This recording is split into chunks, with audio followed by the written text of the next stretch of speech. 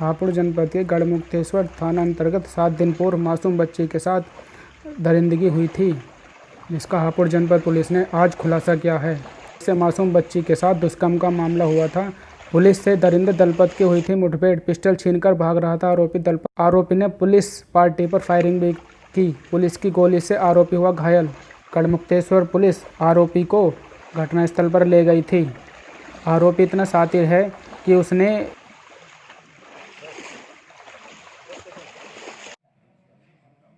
गढ़ थाना मुक्तेश्वर के अंतर्गत 6 तारीख को एक 6 वर्षीय बच्ची को एक व्यक्ति बहला फुसला के ले गया था अपनी मोटरसाइकिल पे। इस पूरे घटना के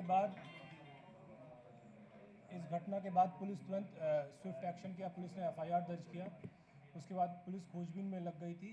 दिन भर रात भर सर्च चला।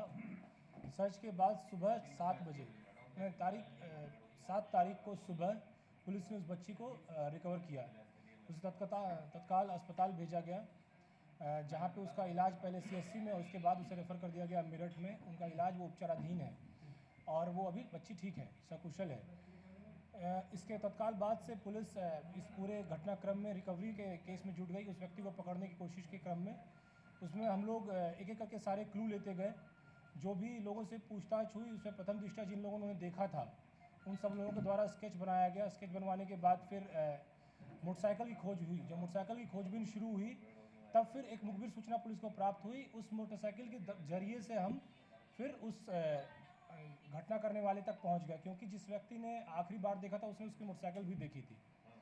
तो उस व्यक्ति का नाम दलपत सन ऑफ रोहताश था। ये जिला अमरोहा का रहने वाला है। उसके बाद पुलिस ने कई टीमें बना करके वहाँ पे दबिशें दी। वो चूँकि वो बहुत बड़ा क्षेत्र जंगल का है, वहाँ पे लगातार वो 5 दिनों से हमसे बचा जा रहा था। लेकिन आज सुबह हम लोगों ने मोहम्मदपुर उसके गांव के पास के एक जंगल से उसे गिरफ्तार कर लिया गया। उस वक्त भी उसने बहुत रेजिस्ट किया और गुत्थम गुत्था भी हुई है पुलिस के साथ। हमसे बचा जा रहा था, लेकिन आज सुबह हम लोगों ने मोहम्मदपुर उसके गांव के पास के एक जंगल से उसे गिरफ्तार कर लिया गया। उस वक्त भी उसने बहुत रेजिस्ट किया और गुत्थम गुत्था भी हुई है पुलिस के साथ। उसको रिकवर करने के बाद पुलिस जब लेकर के आई है, अभी तत्काल तुरंत सूचना प्राप्त हुई है कि जब पुलिस पूछताछ के बाद उसे लेके गई थी घटनास्थल पे, जहाँ पे वो पूरा उसने कृत्य किया था, कुकृत्य किया था, वहाँ पे उसने एक दरवाज़ा पिस्टल छीन करके भागने की कोशिश की। फायर भी किया है संभवतः। मैं इससे बहुत ज़्यादा अपडेटेड नहीं हूँ क्योंकि घटना तुरंत की है।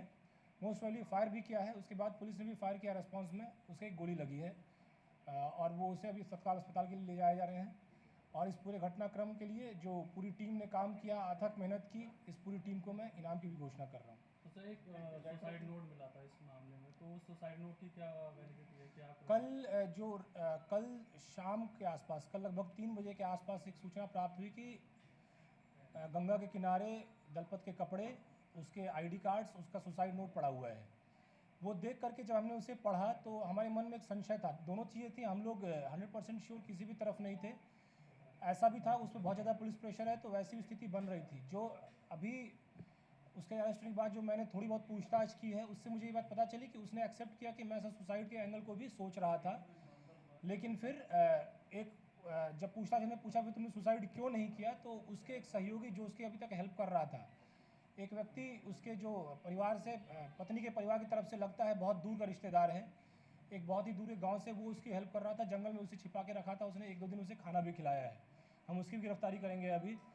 तो उस व्यक्ति ने उसको कुछ बोला कि तुम अब सुसाइड करने से अच्छा है कि पुलिस के पास चले जाओ या फिर जंगल में छिप जाओ। तो उसने बोला जंगल में छिपना संभव नहीं है, हर तरफ पुलिस है और इस तरह से बच पाना संभव नहीं है। इसलिए वो पुलिस के एनकाउंटर के ही डर से फाइनली उसने ये डिसाइड किया कि मैं हाजिर होऊंगा। और फिर उसने अपने परिवारजनों को अभी सूचित किया था। और जब तक हम लोग को सूचना मिल पाई, जब तक हम लोग वहाँ गए हैं, फिर गुत्थम गुत्था हुई है, सारी चीज़ें हुई हैं, उसके बाद फिर वो अरेस्ट किया गया है। इतने दिन तक वो पुलिस की तरफ से बाहर रहा तो